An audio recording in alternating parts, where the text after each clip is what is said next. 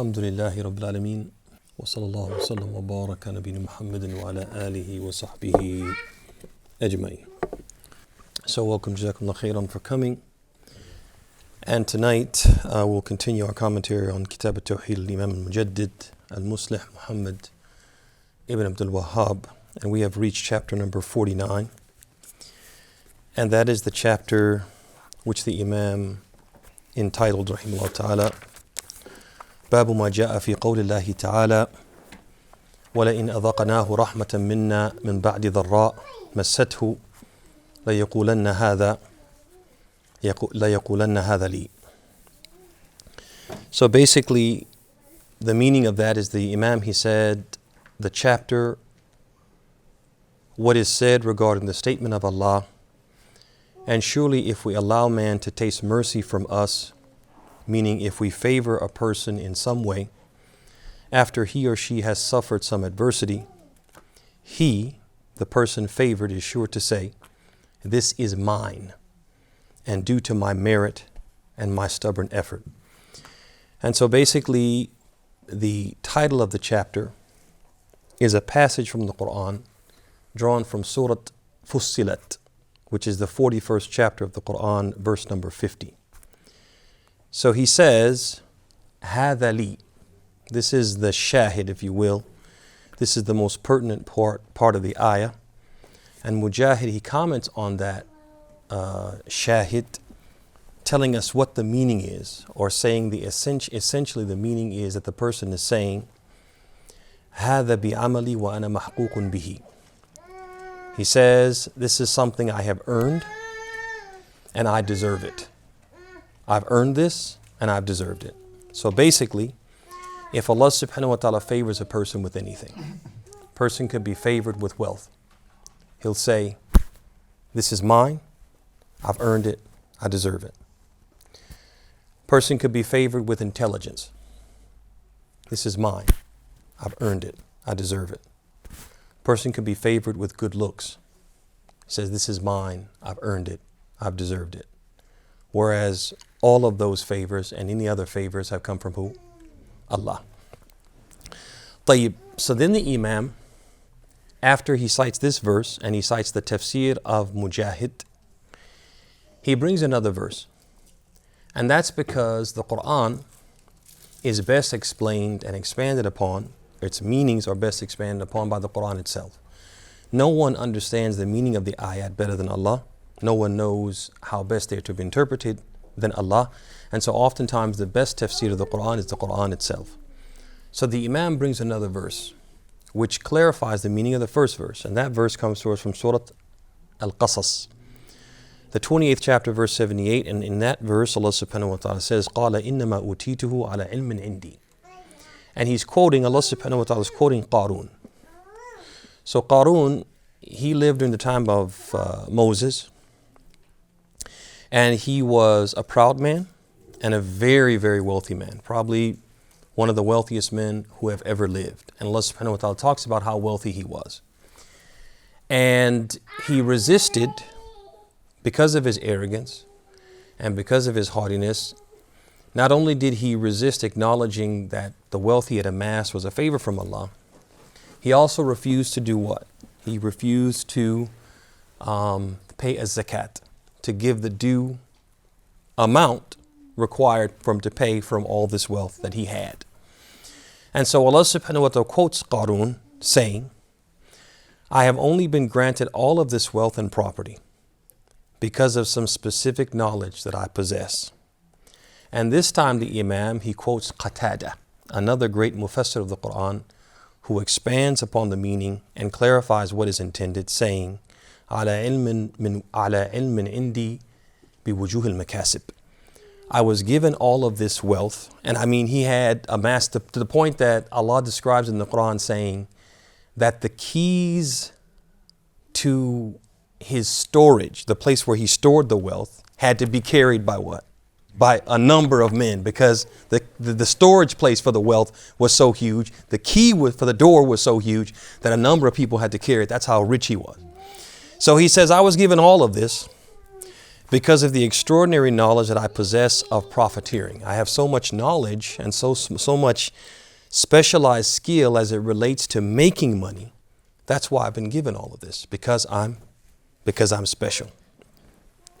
So now, circling back now, this section of the book is where the Imam, he gets into some very detailed issues, which a lot of people will overlook and not see their connection with the Tawheed, but they are very much connected with the Tawheed.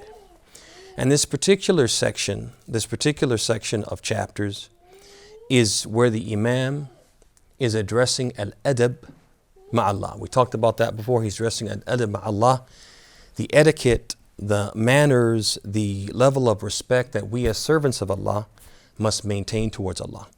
And so now he brings this chapter and he says, Babu ma ja'a fi qawlillahi ta'ala, لَإِنْ أَذَقَنَاهُ رَحْمَةً مِنَّا مِنْ بَعْدِ ضَرَّاءَ مَسَّتْهُ لَيَقُولَنَّ هَذَا لِي.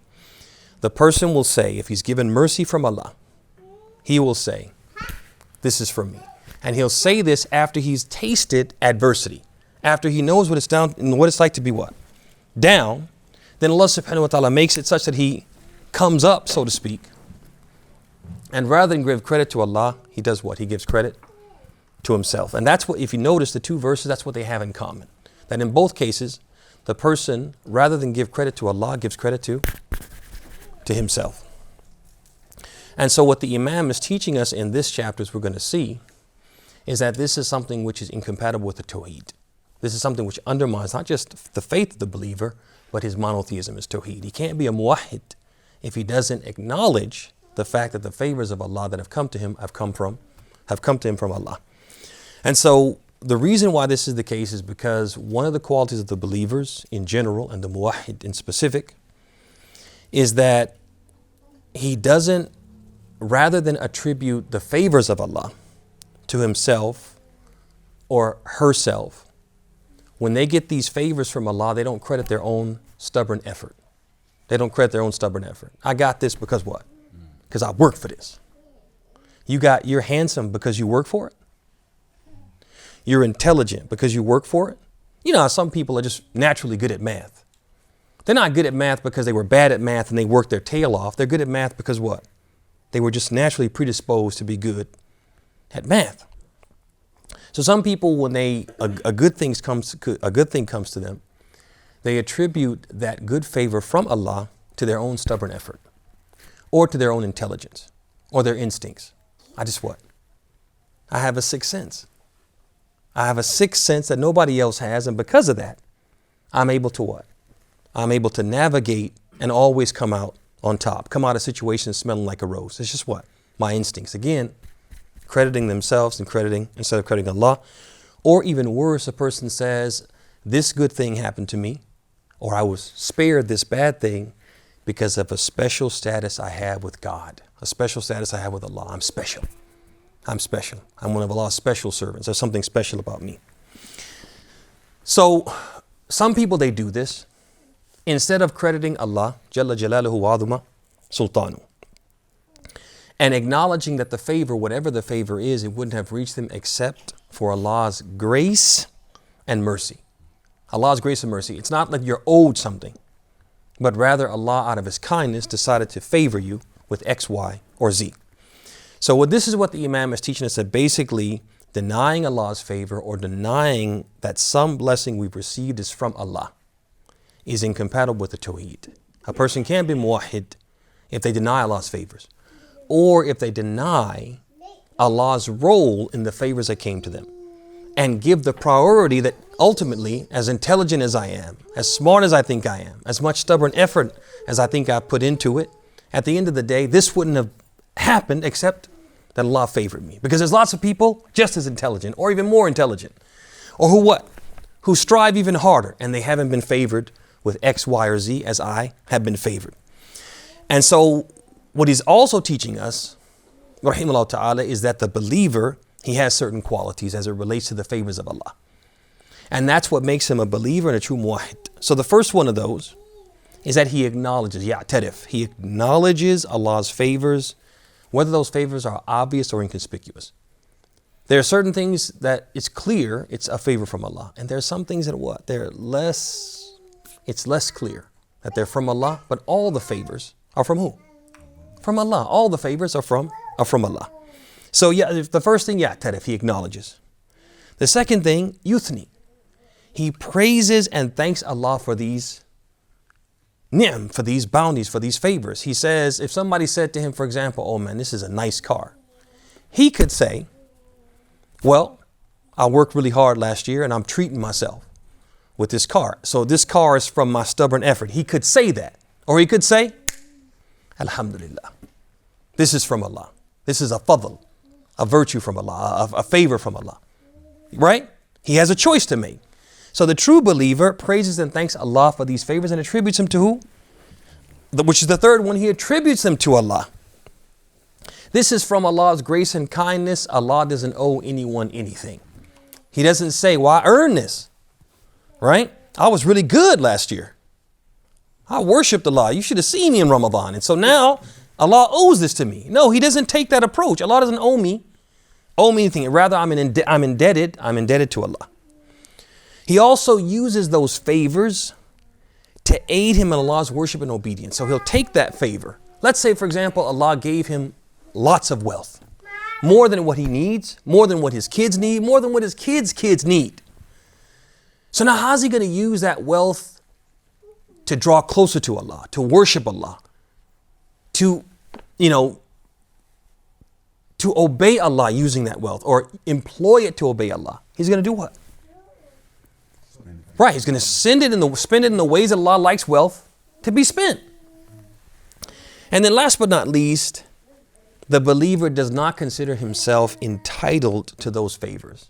Like we talked about, hadali, this is mine. I deserve it. I've earned it. The believer doesn't do those things. So now the Imam basically is telling us that when a person doesn't possess these 5 qualities we mentioned, as it relates to Allah's favors, then this is an indication of a naqsun fi tawheedihi wa naqsun fi imani. This is an indication that his faith is lacking and his tawheed is lacking. He lacks in his tawheed and he lacks in his iman. And then the Imam, he wants to really drive home this point and give a practical example and teach us some very important life skills and life lessons. And so he brings the hadith on the authority of Abu Hurairah, collected by Bukhari and Muslim. And that's the story from the children of Israel, from Bani Israel, and 3 men from Bani Israel, one of them a leper, one of them a bald man, and one of them a blind man. So all of them, as you can see, they have some type of aib, right? They have some type of handicap, whether it's a social handicap or a physical handicap. They have some type of handicap, something that puts them at a disadvantage. They are not favored in some way. They're at a disadvantage or disfavored in some way. And the Prophet tells their story and how it teaches the believers about how to practice at-Tawheed, right, on another level, on another level. So the hadith, what we'll do is, it's a pretty lengthy hadith, so we'll suffice ourselves with the English and then provide some commentary and talk about some lessons, and then we'll open the floor for questions and discussion. So Abu Hurairah radiallahu anhu, he said that he heard the Messenger of Allah sallallahu alaihi wasallam say, there were 3 men among Banu Israel, one a leper, one a bald man, and one a blind man. Allah subhanahu wa ta'ala wanted to test them. So he therefore sent to each of them an angel. The angel came to the leper and asked him, what would you like best? If you could have your wish, if you could have one wish, what would it be? So he said, لون حسن وجلد حسن ويذهب عني ما قد قدرني الذي قد قدرني الناس به. He said, a fine complexion, good skin, and to be rid of what makes me loathsome to the people. People don't want to be around me. When I come, people leave. They're afraid that if they touch me, they'll become leprous as well. So it's hard for me to buy goods. It's hard for me to have friends. It's hard for me to get married. No one wants to be around me. I want to be from the people who people embrace, not from the people who people shun. So the angel, he wiped his hands over him. And immediately his loathsomeness vanished, and he was given a fine complexion and good skin. Then the angel asked him, what type of property would you like? And the leper replied that he would like camels. Anything significant about camels? Anything stick out to you about camels? Especially at that time. Ahsant. So when he asked, he was like, well, exactly. I'm not going to ask for something mediocre. I'm going to ask for the best of the best, right? So he said, camels. Since you're asking, camels. So he was given a pregnant she-camel. Anything significant about that? What's the most valuable type of camel? A pregnant she-camel. So he was given more than what he asked for. Then the angel supplicated for Allah's blessing on it. On top of that, he said, Barakallahu laka fiha. May Allah subhanahu wa ta'ala bless this for you. And if Allah blesses your wealth, what happens to it? It just expands and spans, right? Yazid wa yanmu.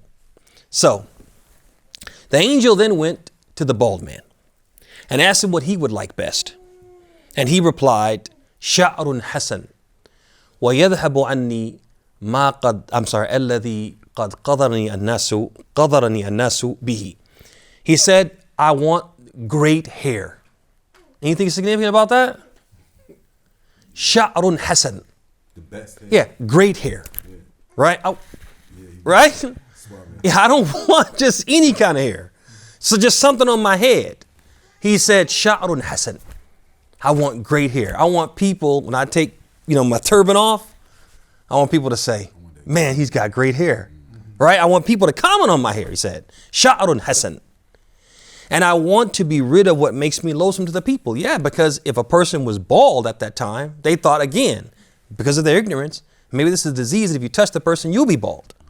No one wants to marry him. Nobody wants to marry him to their daughter. It makes him look less attractive. People with no hair are not as attractive as people with hair, etc. and so on. So he said, I want to be rid of the thing that makes me loathsome to the people. I want to be embraced by the people and not shunned. So the angel ran his hand over him and he was given good hair. He then asked him, what property would you like best? He replied that he would like cattle. He would like cows. Anything significant about that? Yeah, cows are, again, exactly. And cows, again, are something that's expensive. It's something that's, it's a very precious form of wealth, especially at that time. This to farm, right? I mean, for the farm. Exactly. You can plow with it. It gives you milk, right? You can sell the milk. You can slaughter it and sell the meat. If it's a female cow, it will, exactly. And he was given a pregnant cow. Again, given better and given every likelihood that he's going to make it's going to give birth to other cows, which will give birth to other cows, etc.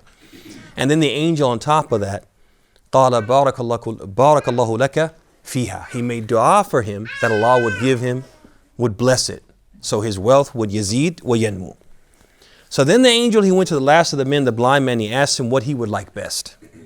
And he replied, listen to his reply. أن يرد الله إلي بصري فأبصر به الناس. He said, I wish that Allah would restore my sight so that I might see the people. Anything stick out about his answer as opposed to the answer of the other people or the other two? Anything stick out? Yeah, so other two are basically, property based. Along with the. Well, before we get to the property, Okay. just the request. So the first one, he asked him, he said, what would you like? What would you like best? These people wanted to be accepted. They wanted to be accepted by the other people. And his wasn't so much for acceptance as that he wanted to see. I want to see the people. That really stuck out to me. The first person said, لون حسن وجلد حسن ويذهب عني الذي قد قدرني الناس به. Both of them kind of said, I want the best of the best, and I want it so that people will embrace me, because I'm concerned about the perception of the people. Exactly. And the blind man wasn't concerned about how he was going to be perceived. He wanted to what? See the people. He didn't care how those people saw him, but he wanted to be able to see the people. Then on top of that, if you notice too, both of them, the first two, they said, Lawnun Hasan. Hey, I want the best possible complexion.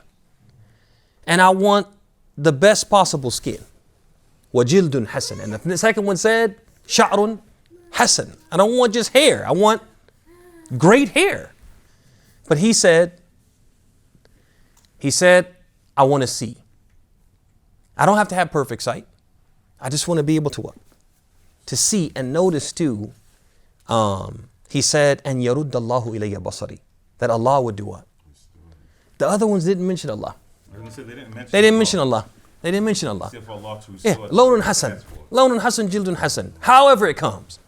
However it might come. You guys see that? However it might come.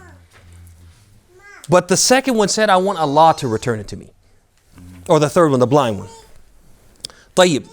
So then after that, the angel, he touched him. And he was able to see. By Allah's permission. And then the angel then asked, what property would you like best? And he said, Al-Ghanam. He said, I would like sheep. Anything significant about that? Huh? Huh? Exactly. It's like, it shows a level of abstemiousness and simplicity. Something to suffice. Exactly. I want what's sufficient. I don't need what's more than sufficient. And I think one of the lessons in this part right here is that the first two didn't understand that wealth can be a test, right? And we're going to see that shortly. Wealth can be a test. It's almost like the blind person, he understood wealth can be what? A test. If you have too much of it, it can be bad for you. It can be bad for you. So I want something which is what? It's sufficient for me to help me to what? To maintain myself and sustain myself. But I don't need to what? To go too big, because not everybody was meant to be rich. And some people get rich, it goes to their head, and it makes them do what? Do evil and wicked things. So the story goes on that each of these people was blessed just as the angel had prayed. So each of them was given entire flocks and herds of what they asked for. Camels and cows and sheep, to the point that each of them possessed an entire valley filled with the thing that they asked for. The first one was given an entire valley full of camels. A valley. How big do you think a valley is in miles? Take a small valley. Several hundred acres. Okay, so how many miles would you put, square miles, if you want to put in square miles, what would you put in square miles? 10. Just guess, huh? 10 square miles. How many camels do you think can fit in 10 square miles? And then if you think each camel, what would you estimate the value of each camel? Just throw a number out there. Just throw a number out there. $2,500. So let's say each camel is $2,500 and you've got 10 miles worth of camels. This guy's probably a millionaire or a billionaire at that time, right? Even more than that, right? Tayyib. And the same thing happened for the one who had cows. A valley full of cows, and the same thing happened for the the blind man who had a valley full of sheep. So then Allah subhanahu wa ta'ala, he sends the angel back again. And the angel came to the one who had been a leper, fi suratihi. The Prophet said, fi suratihi, in his form. What do you guys think that means? As a leper. Ahsant. He came to the leper, the man had been a leper, as what? As a leper. Ahsant. Why do you think that was? What makes it a test? Why didn't he just come To hit that chord. You can relate to him. He should be able to relate to him. And he should be responsive to him. If you should have compassion for anyone, you should have compassion for this man, because you've been there. You know what that's like. So he came. Go ahead, tafadhal. So he's at the beginning, he's saying that he gave him a pregnant camel. Yes. So was there never any kind of indication like how long later this was? Because to go from one pregnant camel to a valley, this got to be like 10 years, 20 I mean, it doesn't specify, but whatever time it would take for what. But also, with Allah's blessings, it could happen extremely what? extremely quickly, right? So he came to him in the form of a leper, and he said, I'm a poor man, and my resources have been exhausted in my journey. And my only means of reaching my destination depend upon Allah and then upon you, depending on whatever charity you might give, right? It's really going to come down to Allah's mercy, and after Allah's mercy, your mercy, because I don't have the resources, but you have the resources. And whatever resources you give me will determine whether or not I'll make it to my destination. Then he said, so I ask you by him who gave you a fine complexion. This is significant because he asked him by what? Asked him by Allah, and the Prophet ordered, he said, Man sa'alakum billahi fa'atu. Whoever asks you by Allah, then what? Then give him. So he said, I ask you by the one who gave you a fine complexion. Now this is significant too. And he said he gave you a fine complexion, gave you good skin, and gave you all this property. This is significant. Why? Because he's reminding him of what? Of the ni'mah. Remind him of the favor. That way he can't say, well, I forgot. I forgot that Allah gave me this. And I'm going to remind you, I'm asking you by the one who gave you all of this. I'm asking you, so you can't say, I forgot that I was a leper. It totally slipped my mind that I was in your shoes years ago. No, I'm reminding you, right? Then he said, I'm asking you for a camel. He didn't say I'm asking you for camels. I'm asking you for 10 camels, 100 camels, half of what you own. He said, I'm asking you for what? A camel. Honestly, is he going to miss a camel? No. He's not going to miss a camel, which means I'm asking you for a drop in the bucket of what you have. So he said, which I may get to my destination. So the man replied, he said, al-huququ kathira. He said, I have many financial obligations. Don't be fooled by what you see. Don't think that because you see this valley full of camels that I have money. This money is tied up in lots of different things. So it's not really money. It just looks like money, right? But if I had to liquidate everything to cover, all my debts and everything, there would be nothing. And I would be in the red. So don't be fooled. I got a lot of obligations and I don't have anything I can give you. So the angel said, I think I recognize you. I think I recognize you. Weren't you a leper before? And the people used to find you loathsome. No one would marry you. No one would sit with you. No one would buy and sell from you. And you were a poor man. You were a pauper. And Allah gave you property and made you rich. Isn't that you? So he again gave him a chance to reflect upon where he had been and how he should behave given the fact of where he had been. So he replied, I inherit, he said, إِنَّمَا وَرِثْتُ هَذَا الْمَالِ كَابِرًا عَنْ كَابِرٍ. He said, what? Me? A poor man? He said, I inherited this property and it was passed down to me from generation after generation. He said, come on, wealth has been in my family for generations. I've always been rich. Poor? Me? Bad skin? Me? That's what he told him. So the angel, he said, if you're telling a lie, may Allah return you to your former condition. So what do you think happened to him? He went right back to being a leper and all those camels got disease and died. He said, say the last part. He said, if you're lying, may Allah return you to your former condition. Exactly where you were. All right. Then the angel, he went to the blind man, fi suratihi. He went to him in what? In his state. Meaning he went to him as what? I'm sorry, he went to the bald man. Went to the bald man as a bald man. And he said the same as he had said to the former leper. And he said, and the person responded the same way.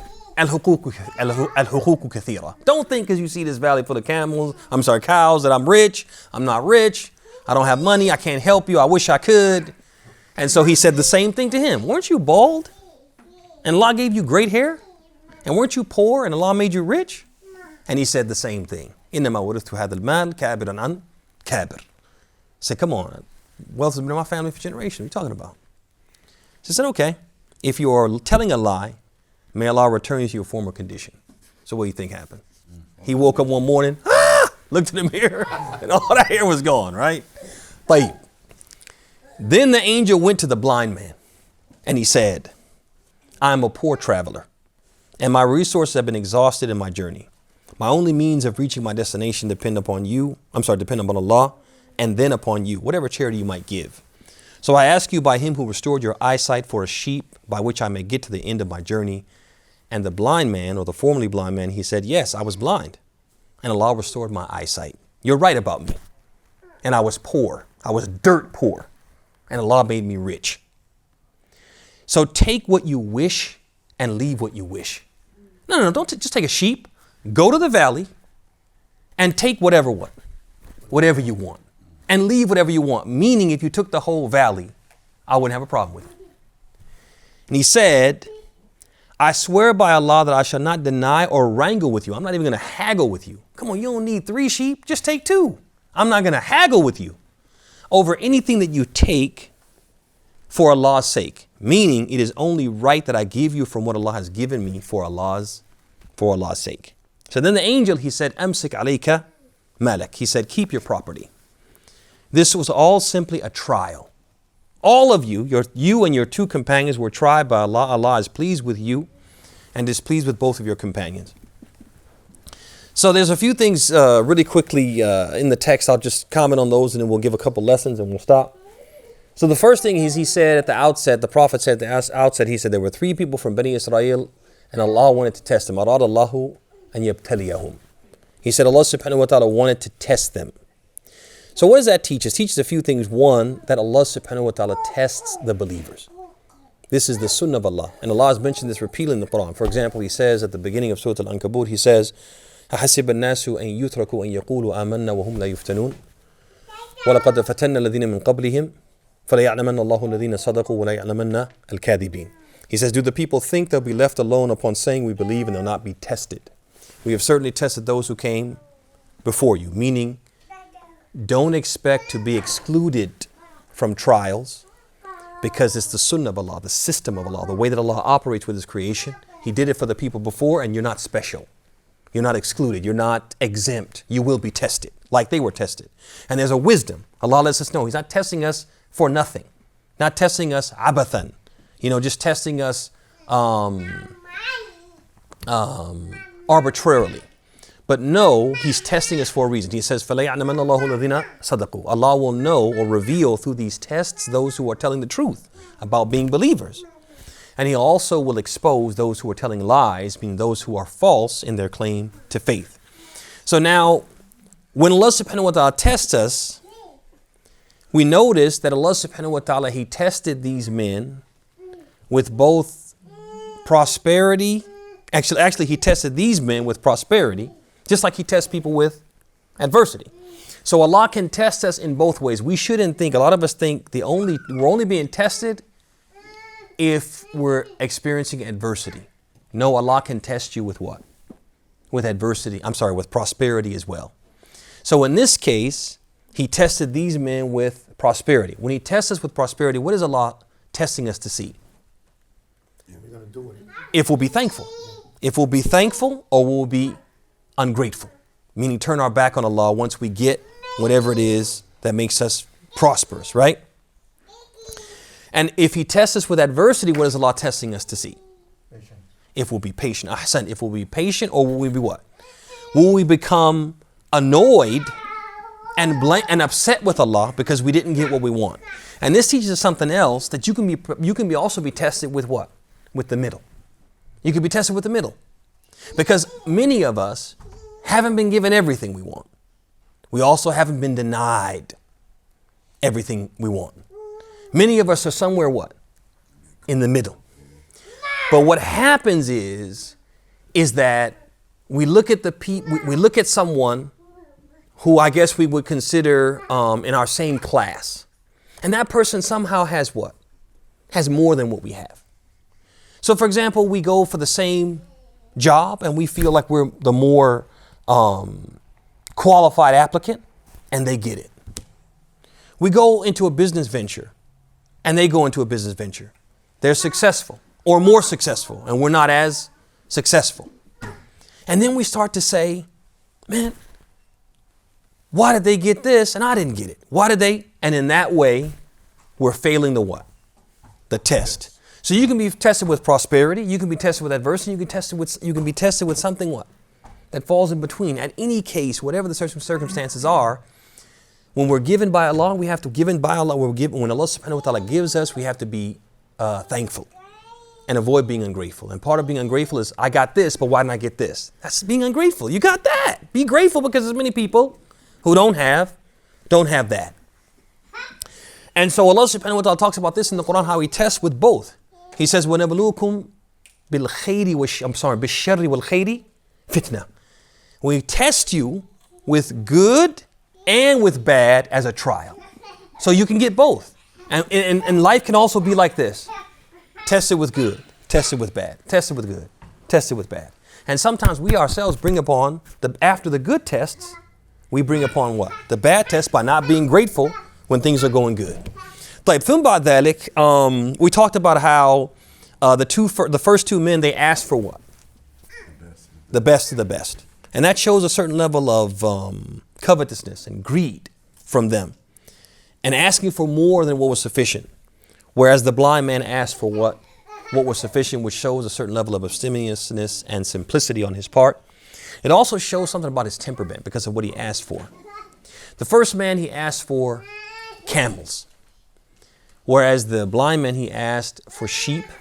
And the Prophet ﷺ, he told us that in the one hadith, he said, Al-fakhru wal-khuyala fi ashab al-ibl. He said the people who own camels are generally very proud and arrogant. They're very haughty.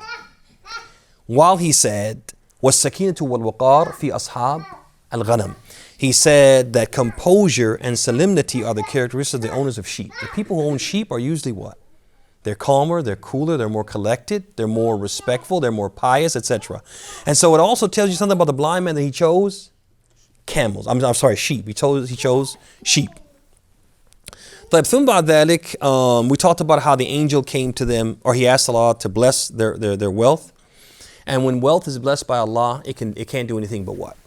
Grow and increase. But if Allah removes His blessings, everything will do what? It'll collapse. And so we always have to be asking Allah for His blessings. And one of the best ways to seek Allah's blessings is through thankfulness, right? And good deeds and being good. We talked about how the angel, he came in the form of a leper and why he did that.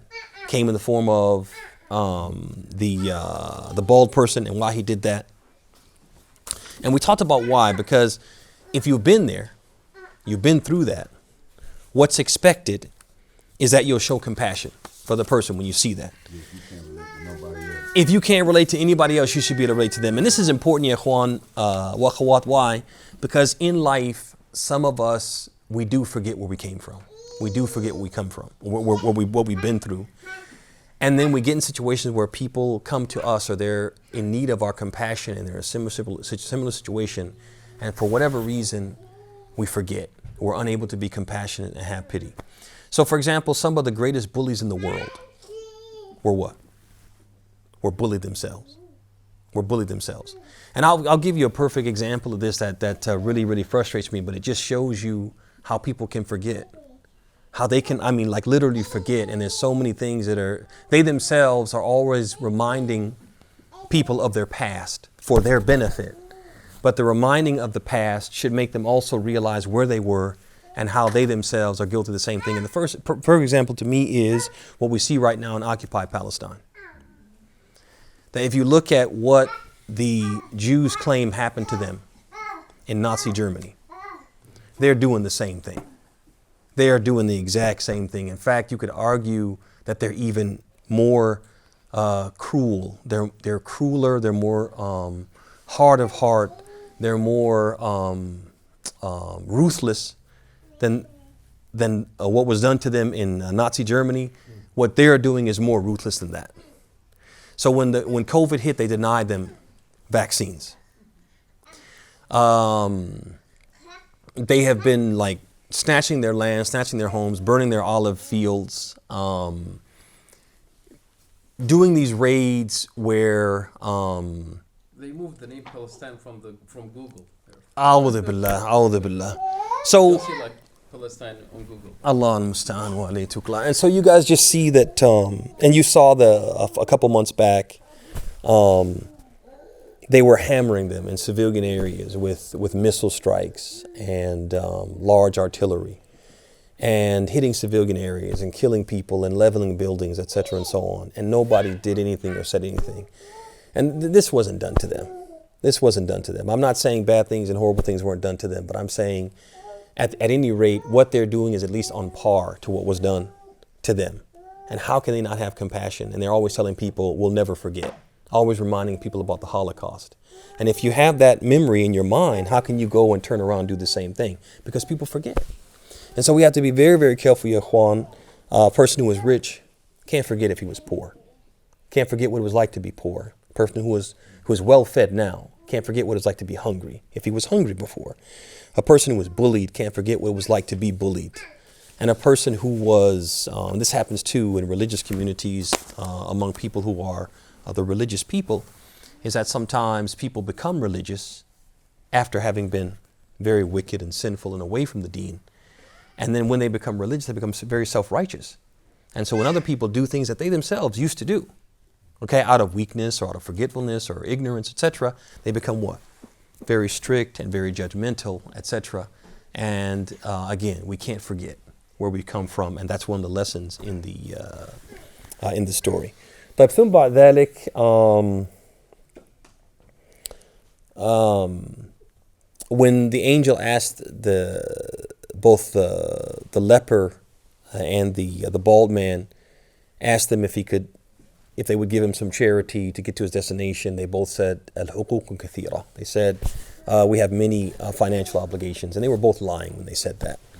And it goes to show that they had forgotten that Allah is watching. And this is important too. We have to always remember Allah is what? Allah is watching. Even if we've forgotten or try to make ourselves pretend to have forgotten, Allah doesn't forget. Allah sees everything. And then last but not least, they both denied Allah's favor. When he said, hey, aren't you I remember you're the guy who used to be a leper, right? You're the guy who used to be bald, right? You were poor, right? They both denied it and said that we got this money, we've inherited this money. And that's the shahid, that's the pertinent part, is what did they both do? They attributed the favor to themselves. They credited themselves and didn't credit Allah. Whereas the blind man, he credited Allah. I took this from Allah, I was poor. They gave credit to their father and their grandfather. Exactly. Exactly. And they didn't deserve any credit, right? Yeah, And the blind man, I got this from Allah. I was poor and I was blind, so he was very honest and candid about the reality. طيب, and this teaches us the importance of acknowledging Allah's favors, and not just verbally, because notice he didn't just say, yeah, you're right, Allah favored me, but I'm not giving you anything. He said, Allah favored me, and take whatever you want and leave whatever you want. Shows that he understood. I can't just say thanks. I have to do thanks, right? I have to practically be thankful. And this is the meaning of the statement of Allah subhanahu wa ta'ala, which he said, i'malu ala Dawood shukra. He said, oh, family of David, do thanks. Don't just talk about being thankful, but show you're thankful through what? Through your actions. طيب, a few lessons really quickly, ala ujala, and then we'll stop. So one of the things that we learn is that thanking Allah for his favors will result in the increase of those favors and the endurance of those favors. Those favors will what? They will endure. Instead of going away, they'll what? Endure, and they'll also increase. And Allah tells us that in the Quran, He says, وَإِذْ تَأَذَّنَ رَبُّكُمْ لَإِن شَكَرْتُمْ لَأَزِيدَنَّكُمْ وَلَإِن كَفَرْتُمْ فَإِنَّ عَذَابِي لَشَدِيدٌ. He says, remember when your Lord proclaimed, if you are thankful, I will give you more, but if you are ungrateful, my punishment is severe. And so notice that for the leper and the bald person, they denied Allah's ni'mah, and the angel prayed that they return, and they did return to their original state. And when the blind man confessed that these favors are from Allah, he told him, "Amsik alayka malik." He said, keep your wealth. It's just a trial. It's just a test. From the lessons, one of the ways or part of thanking Allah for His favors is acknowledging that they're from Him. We have to admit this came from Allah. Whatever the favor is, no matter how simple we think it is, or trivial it is, or how much we think it's from our stubborn effort. Why? Because it's not a big thing, it's a small thing. We just give all the credit to Allah. But from that, we also learn something about the angels, that they can assume human forms, but not just human forms, they can actually assume specific human forms.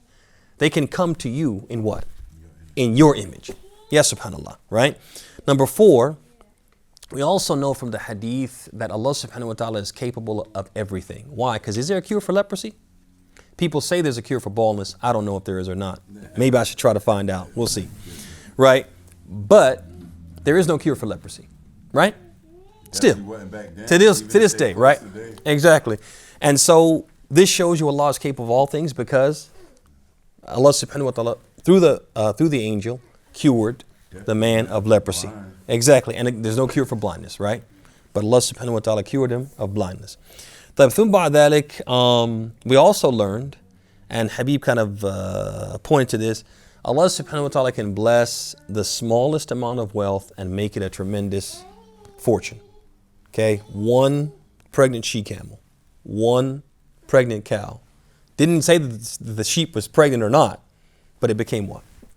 A valley, right? A valley full of each of those. So we shouldn't fear poverty, but rather we should actively seek Allah's blessings. Because if Allah blesses us, He can take something very, very small and make it very, very big. Number 6, one of the best ways to seek Allah's blessings is by acknowledging His favor. We talked about that. And being thankful in both word and deed. Not just in our words, but also in our deeds and through our ta'at, through our obedience. And then last but not least, achieving true faith and Tawheed requires acknowledging Allah's favors and giving credit for those favors where credit is due. And that is the point of the chapter, that the Imam is teaching us in Kitab, at-Tawheed, that part of at-Tawheed is acknowledging Allah's favors. It's part of it. And when you don't acknowledge Allah's favors and you take credit for those favors, you're what? You're actually undermining your Tawheed. And with that, we bring today's class to a close. Any questions, comments, critiques going once? Tafadhal, Shaykh. So these 3 people, before they had been given this niyama, were they pious or religious? Or? It doesn't mention. But what I will say is that what was significant to me as it relates to your question is that the first 2 men did not say that Allah would give me, that Allah would take this away from me. They didn't mention God at all. It was almost like however it comes. It's almost like a person who somebody tells him, hey, there's a sorcerer in the town who has a special spell. And if you give them money, they'll put this spell on you and it'll make you rich. Right? It'll make you rich. But you'll have to do some questionable things. And the person says, okay, just whatever to be rich. It's like the person doesn't care if it comes from Allah, if it comes from this sorcerer, good sources, evil sources, I just want to be rich. It's almost like that with those first 2. That gives you the impression they weren't very pious. They weren't very pious from the beginning. Also, what indicates it too to me is like, I'm asking for a camel. It's like, I'm asking for what? The most I could possibly, whereas the blind man said, just a sheep. Or attractive show off. Yeah, so it kind of indicates something about their character, even without you knowing these were people who prayed, they fasted, they gave charity. We don't know those details, but something about their answers and the way that they interacted with the angel kind of tells you something about them as far as how committed they were. You think since they used the word companions that they were like friends? Well, you got to figure the word companion in the Arabic language, it can have any one of 3 meanings. Companion is the way that we know it in Islamic terminology, the people who met the Prophet and believed in him. The second one is anyone with whom you are kind of relatively familiar, even if you're not on good terms, because even the Prophet's enemies were called his companions. Right? In the Quran, Allah subhanahu wa ta'ala says, وَمَا صَاحِبُكُمْ بِمَجْنُونَ. He says to the disbelievers, He says, and your companion, meaning Muhammad, who you are, relatively familiar with, he's not crazy. Even though you weren't on good terms with him, they weren't friends, and they didn't hang out together, but you know him, and he knows you, and Allah used the word sahib to refer to them, right? And also the word sahib can be used for someone who you have interacted with briefly, right? Who you've interacted with briefly, but you don't really know them, to any extent. And so I think when the Prophet said these three companions, or Allah is angry with your companions, meaning you know about these guys. This story is what? It's kind of well known enough where you know about these guys, even if you haven't interacted with them and developed a strong relationship with them. Yeah. So I think that's how he was using it there. Barakallahu feek. Any other questions, comments? Was zakah fard on Bani Israel also? Yeah, apparently because in the tafsir, and it makes sense. It makes sense. There's certain things that are just considered fundamentals of faith and fundamental building blocks of faith, and they were part and parcel of the religion of all the prophets, like at-Tawheed, like a salat, prayer. And it appears that a zakat is also one of those. And one of the indications is because in the tafsir, when they talk about this series, this passage of ayat, it talks about why there was this tension between Qarun and Moses. It was because Moses told him, you have to pay zakat on this wealth. And he refused. Yeah. So yeah, there was zakat. Some form of it. It might not have been the way that we paid, but there was some form of it. Just like fasting was different from ummah to ummah, but there was always something called fasting. Yeah. طيب, anything else? Going once? Going twice? Jazakumullah khairan. Thank you all for coming. هذا وصلى الله وسلم وبارك محمد وعلى آله وصحبه أجمعين.